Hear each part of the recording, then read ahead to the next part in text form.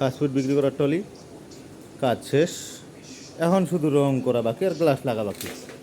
রং করার পর তারপর গ্লাস লাগাইতে হবে। এই যেমন এটা ঝাপ সিস্টেম, এই যে এখানে খুলে গেল, এই যে পড়ে গেল, এটা ঝাপ। এই এটা হলো নাট সিস্টেম, এখানে তালা মারা দিবে, এই পাশে একটা, এই পাশে একটা।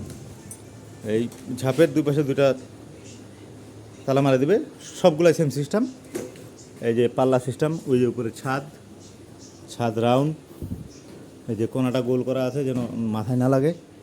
এই যে ছোট্ট এখানে একটা বাক্স আছে, বার্গার টার্গার এখানে রাখবে, মানুষটা এ পাশে দাঁড়াবে।